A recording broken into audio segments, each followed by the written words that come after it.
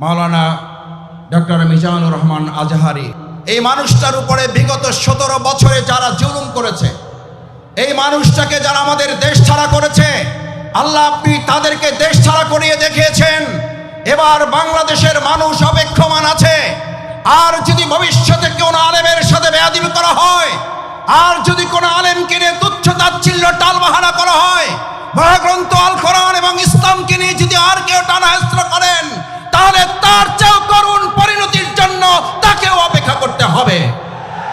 জামাতের কর্মীরা সারা পৃথিবীতে কালেমার দাওয়াত দিয়ে যাবে। কোরআনের আলোকে সমাজ বিনির্মাণ, কোরআনের আলোকে সমাজ বিনির্মাণ, হাজার জুলুম বাধা উতরে যাবে।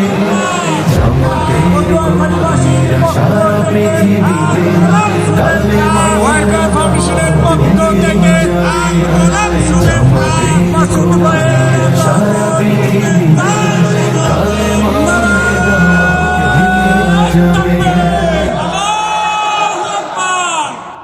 আলহামদুলিল্লাহ,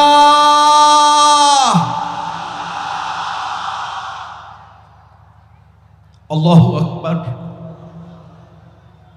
এই আলহামদুলিল্লাহ, এই আল্লাহু আকবারের টান শুনলে আমাদের এই দক্ষিণবঙ্গের শুধু নয়, শুধু বাংলাদেশের নয়, গোটা পৃথিবীর কোরআনের পাখি নামে খ্যাত এই টানের সাথে একজন মানুষের কথা কি আমাদের মনে পড়ে না? পড়ে না? আল্লাহ এই মাঠে তিনি ফিরতে চেয়েছিলেন, এই মাঠে তিনি আবার কোরআনের আওয়াজ নিয়ে আসতে চেয়েছিলেন। আল্লাহ আমাদের সেই কোরআনের পাখি যেখানে যে অবস্থায় আছে, আপনি তাকে মেহেরবানি করে জান্নাতুল ফেরদাউসের মেহমান হিসেবে কবুল করুন। আল্লামা দেলোয়ার হোসেন সাঈদী রাহমাহুল্লাহকে আপনি শহীদ হিসেবে কবুল করুন।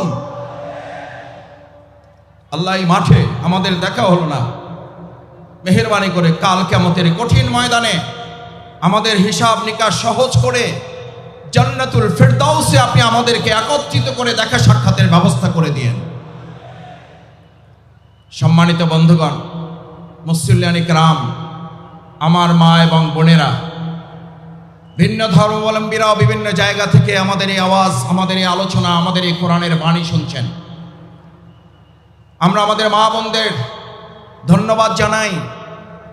অসম্ভব কষ্ট করে বিশাল এই তাফসীরুল কোরআন মাহফিলে আপনারা হাজির হয়েছেন। আল্লাহ সুবহানাহু ওয়া তাআলা আমাদের মা বোনদের কবুল করুন। এই জন্য যে মা বোনদের আল্লাহ সুবহানাহু ওয়া তাআলা এত বড় মর্যাদা দিয়েছেন। আমার শ্রদ্ধেয় প্রিন্সিপাল বলতেন, মাসুদ, আমাদেরকে আল্লাহ তাআলা রাসূল করিম সাল্লাল্লাহু আলাইহি ওয়াসাল্লামের মাধ্যমে সান্ত্বনা পুরস্কার দিয়েছেন। কি পুরস্কার? কি পুরস্কার? রাসূল করিম সাল্লাল্লাহু আলাইহি ওয়াসাল্লামের কাছে সাহাবায়ে ইজমাইন کرامগণ যখন জানতে চাইলেন, ইয়া রাসূলুল্লাহ, আমরা আল্লাহর পরে কার খেদমত করব, কার হক আদায় করব? রাসূল করিম সাল্লাল্লাহু আলাইহি ওয়াসাল্লাম বললেন, তোমার মা। তারপর কে? তোমার মা। তারপরে কে? তোমার মা। তারপরে সান্ত্বনা পুরস্কার পেলাম আমরা, তোমার বাবা। আল্লাহ সুবহানাহু ওয়া তাআলা আমাদের এই মা বোনদেরকে ধৈর্যের সাথে, কষ্টের সাথে আজকে এই তাফসীরুল কোরআন মাহফিল শুনে আমাদের প্রত্যেক ঘরে ঘরে একজন করে হযরত খাদিজাতুল কুবরা রাদিয়াল্লাহু তাআলা আনহা, হযরত আয়েশা সিদ্দিকা রাদিয়াল্লাহু তাআলা আনহা দান করুন। যে কথা আমরা আমাদের এই দুনিয়ার কথা শুনেছি, আমাকে একটা ভালো মা দাও। পরের লাইনটা কি? আমি তোমাদেরকে একটা ভালো গ্রাম দেব, আমি তোমাদেরকে ভালো পটুয়াখালী দেব, আমি তোমাদেরকে ভালো রাঙাবালি, বাউফল দেব, মির্জাগঞ্জ দেব। আমাদেরকে একটা আল্লাহ আপনি ভালো মা দেন।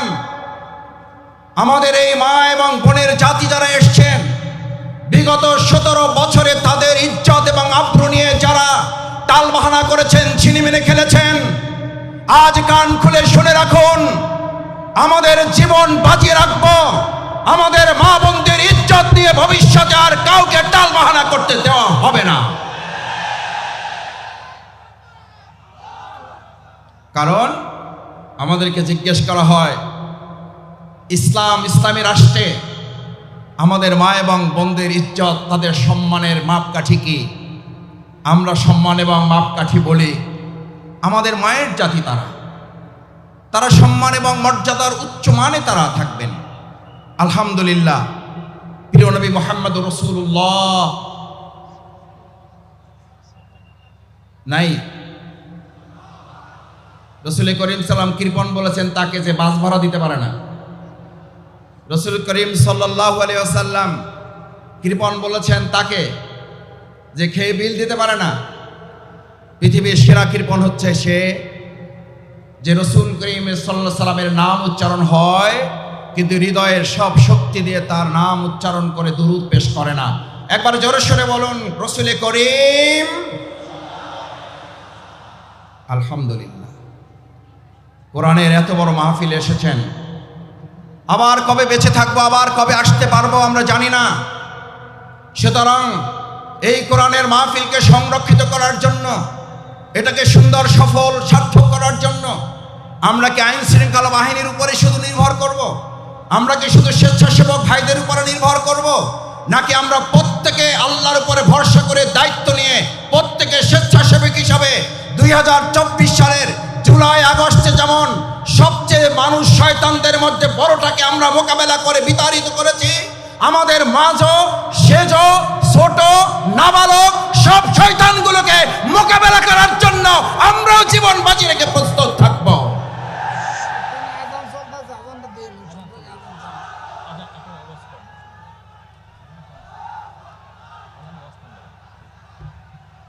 সম্মানিত ভাই এবং বন্ধুগণ, মহাগ্রন্থ আল কোরআন, কোরআনের তাফসীর আপনারা শুনতে এসেছেন। মাওলানা ডক্টর মিজানুর রহমান আজহারি হাফেজাহুল্লাহ আর অল্প সময়ের মধ্যেই আমাদের মাঝে এসে উপস্থিত হবেন ইনশাআল্লাহ। আমরা আল্লাহর শুকরিয়া আদায় করি, আমাদের এই প্রিয় ময়দানে তিনি আমাদেরকে সময় দিয়ে ধন্য করেছেন। আমরা তাকে স্বাগত জানাই, অভিনন্দন জানাই। তার নানান ব্যস্ততার মধ্যে ওই পটুয়াখালীবাসীকে কোরআনের তাফসীর শুনিয়ে আমাদের অন্তরকে তিনি প্রশান্ত করবেন। আল্লাহ, এই মানুষটার উপরে বিগত 17 বছরে যারা জুলুম করেছে, এই মানুষটাকে যারা আমাদের দেশ ছাড়া করেছে, আল্লাহ আপনি তাদেরকে দেশ ছাড়া করিয়ে দেখিয়েছেন। এবার বাংলাদেশের মানুষ অপেক্ষমান আছে। আর যদি ভবিষ্যতে কোনো আলেমের সাথে বেয়াদবি করা হয়, আর যদি কোনো আলেমকে নিয়ে তুচ্ছ তাচ্ছিল্য টালবাহানা করা হয়, মহাগ্রন্থ আল কোরআন এবং ইসলামকে নিয়ে যদি আর কেউ টানাহেস্র করেন, তাহলে তার চেয়েও করুণ পরিণতির জন্য তাকেও অপেক্ষা করতে হবে। সুতরাং এই বিশাল লক্ষ লক্ষ মুসলিম জনতার তাফসীর মাহফিলে যে যেখানে আছেন, আপনাকে শুধু সিসি ক্যামেরা আর এই বাংলাদেশের ক্যামেরাগুলো আপনাকে ফলো করছে না, আপনাকে ফলো করা হচ্ছে আরশে আজিম থেকে। হাজার হাজার লক্ষ লক্ষ ফেরেশতা এই সুন্দর মাহফিলকে বেষ্টন করে আছেন। আপনার প্রত্যেকটি কর্মকাণ্ড আরশে আজিমের ক্যামেরায় বন্দী করা হচ্ছে। আমি আশা করব আমাদের শ্রদ্ধেয় প্রধান অতিথি শেষ পর্যন্ত তার বক্তব্য অত্যন্ত শান্ত সুষ্ঠুভাবে ধৈর্য ধরে, আমরা কি শুনতে সবাই রাজি আছি ইনশাআল্লাহ? ইনশাআল্লাহ। আল্লাহ আপনি হাতগুলো কবুল ও মঞ্জুর করেন। সম্মানিত ভাই এবং বন্ধুগণ, আল্লাহ সুবহানাহু ওয়া তাআলা বলেন, আউযু বিল্লাহি মিনাশ শাইতানির রাজীম, বিসমিল্লাহির রহমানির রহিম, ونزلنا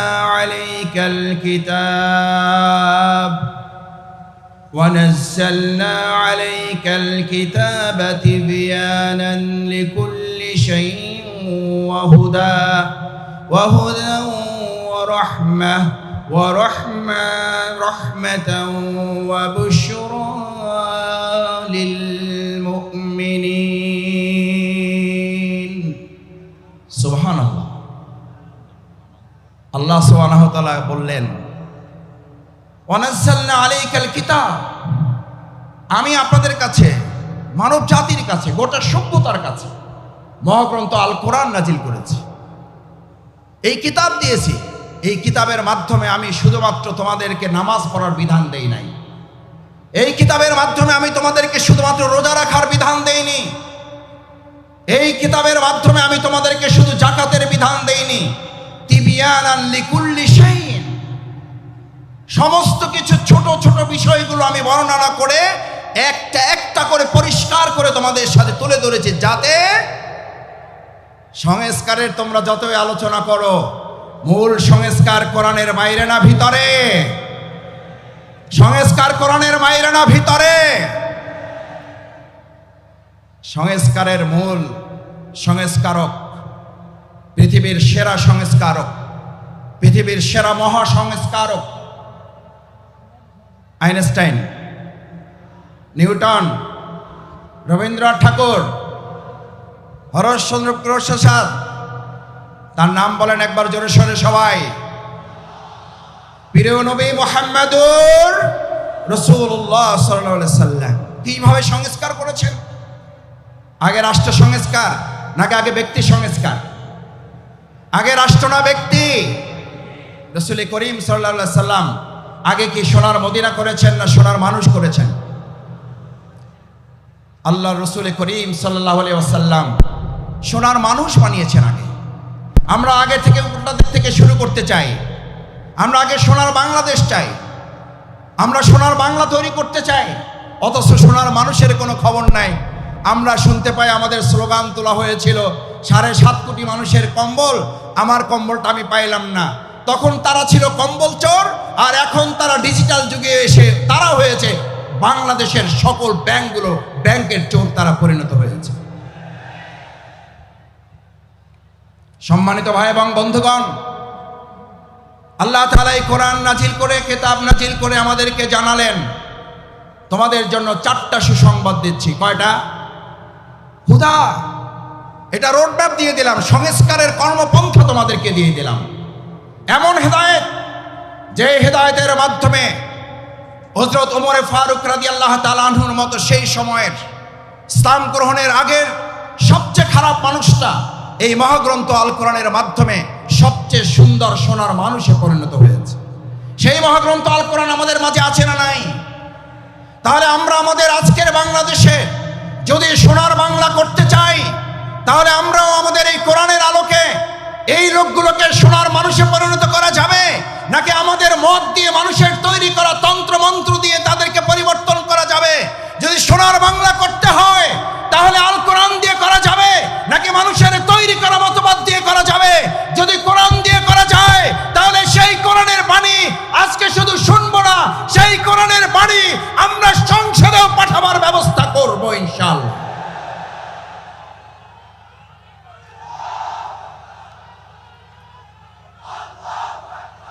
আমার সম্মানিত ভাইয়েরা, সম্মানিত মুসল্লিয়ান ইকরাম, ভাই এবং বোনেরা, আজ আমাদের প্রিয় মাতৃভূমি বাংলাদেশের যে সুন্দর পরিবেশ আমরা পেয়েছি, এই সুন্দর পরিবেশে আমাদেরকে এই কথা বলতে হবে যে আমরা যারা এখন এই জগৎ এবং সময় পার করছি, সেখানে আমরা লক্ষ্য করছি আমাদের প্রিয় মাতৃভূমি বাংলাদেশ যারা হেদায়েতের সুন্দর রাস্তা পেয়েছে, তাদের প্রথম কথা হচ্ছে লা তাখশা ইল্লাল্লাহ, আমরা এক আল্লাহ ছাড়া আর কাউকে ভয় করি না। আল্লাহ ছাড়া এক যারা আর কাউকে ভয় করে না। পার্শ্ববর্তী কোনো একটা রাষ্ট্র যদি সেই ব্যক্তিদেরকে এক আল্লাহ ছাড়া যারা ভয় করে না, সেই ব্যক্তিদেরকে যদি বলা হয় তোমাদেরকে আলু, ডাল, চাল, পেঁয়াজ, রসুন, কাঁচামরিচ বন্ধ করে তোমাদেরকে আমরা নতজানু করতে চাই, তাহলে ভালো করে কান খুলে শুনে রাখো, আমাদের এই বাংলাদেশের ইসলাম প্রিয় এবং দেশপ্রেমিকের নেতৃত্ব ফাঁসির মঞ্চে দাঁড়িয়েছে, তোমাদের কাছে মাথা নত করে নাই, হাসি মুখে জীবন দিয়েছে, আমরাও জীবন দেব। 1 ইঞ্চি মাটি কারো হাতে আমরা বিক্রি করব না।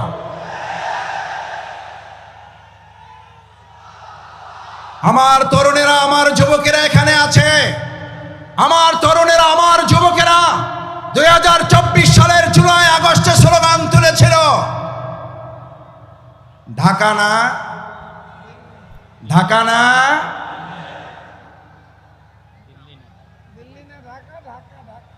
কোনটা হবে? দিল্লি না ঢাকা? দিল্লি না ঢাকা? আমাদের বাংলাদেশে এমন কোন সরকার আর প্রতিষ্ঠিত হতে দেওয়া হবে না যেই সরকারের কোন সিদ্ধান্ত দিল্লি থেকে হবে।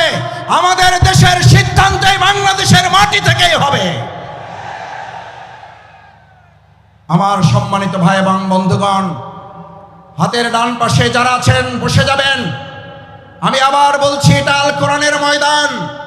এই আল কোরআনের ময়দানে প্রত্যেকে আদবের সাথে নিজ নিজ দায়িত্ব নিয়ে স্বেচ্ছাসেবকের ভূমিকা পালন করবেন, আল্লাহকে সাক্ষী রেখে। মারা যাবে ইনশাআল্লাহ। দেখি একটা তাকবীর, লিল্লাহে তাকবীর, লিল্লাহে তাকবীর, লিল্লাহে তাকবীর। আমার সম্মানিত ভাই এবং বন্ধুগণ, সেজন্য আজ আমাদের এই কলিজার টুকরা সন্তানের আর একটা স্লোগান তুলেছিল, আমাদের ছাত্র তরুণ যুবকের আর একটা সুন্দর স্লোগান তুলেছিল, উই ওয়ান্ট জাস্টিস। ঐতিহাসিক ইবনে খালদুন নাম শুনেছেন? সবাই জানেন ঐতিহাসিক ইবনে খালদুনের কথা। সেই ঐতিহাসিক ইবনে খালদুন সকল সভ্যতাগুলোকে পর্যালোচনা করে, মিশরীয় সভ্যতার মেয়াদকাল ছিল 3000 বছর। ভালো করে খেয়াল করার জন্য বলছি, ডানে যারা ডানে আছেন, যারা বামে আছেন, বসুন, বসে পড়ুন।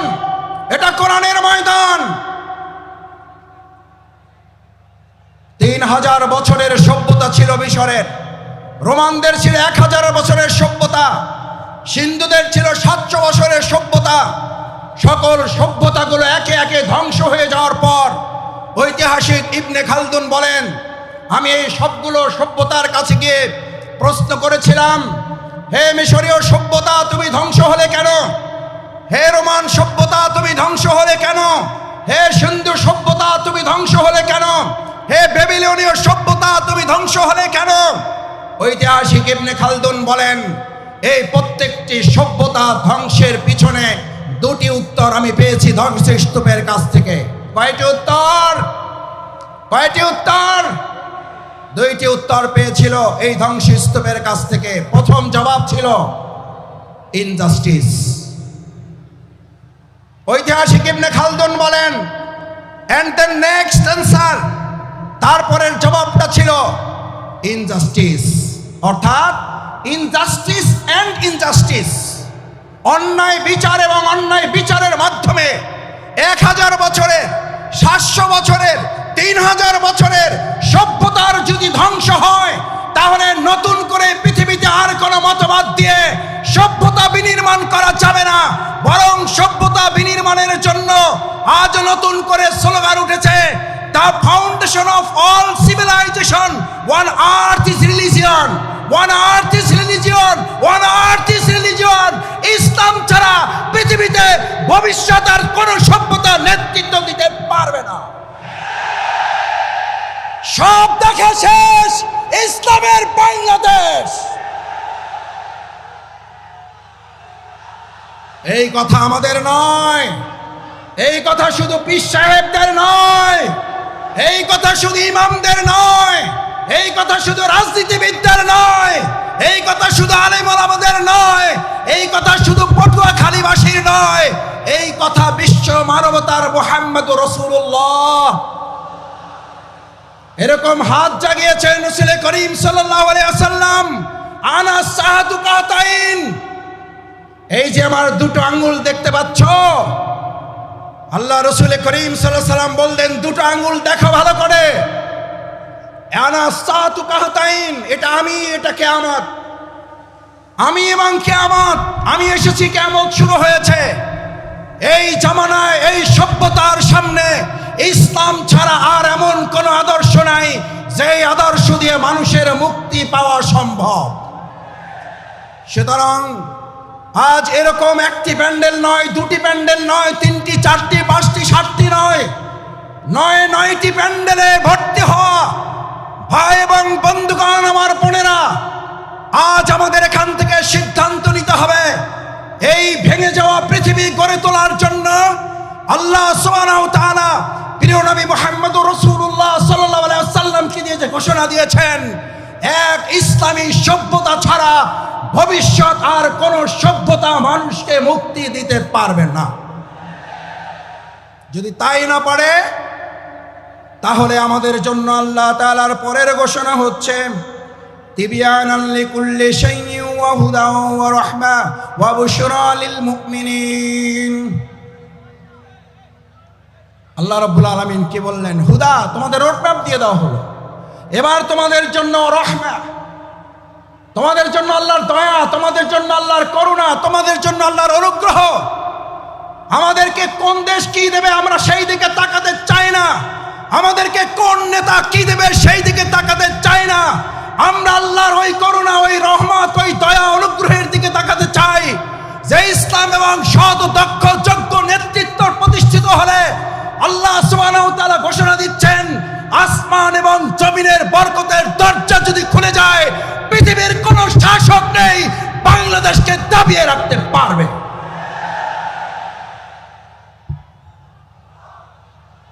আমরা সেই রহমতের দরজা খুলতে চাই। সেই রহমতের দরজা শফিকুল ইসলাম মাসুদের হাতে নেই, সেই রহমতের দরজা ডাক্তার শফিকুর রহমানের হাতে নেই, সেই রহমতের দরজা বাংলাদেশের কোন রাজনৈতিক নেতার হাতে নেই।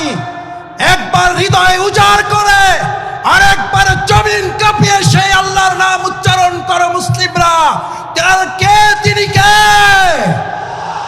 তিনি কে?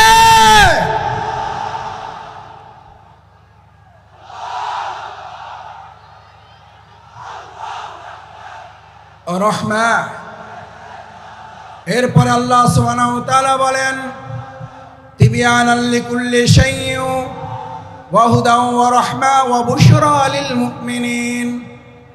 আল্লাহ তাআলা আমাদেরকে হেদায়েতের রোডম্যাপ দিলেন। যদি হেদায়েতের মূল রাস্তায় চলতে পারো, যদি এবার আল্লাহর দয়া, নিয়ামত, অনুগ্রহের চাদরে তোরা আচ্ছাদিত হতে পারো, এবার তোমাদেরকে আর কেউ দুঃসংবাদ দিয়ে ভীত সন্ত্রস্ত করতে পারবে না, তোমাদেরকে দুর্বল করতে পারবে না, এবার তোমাদেরকে কেউ দুশ্চিন্তাগ্রস্ত করতে পারবে না।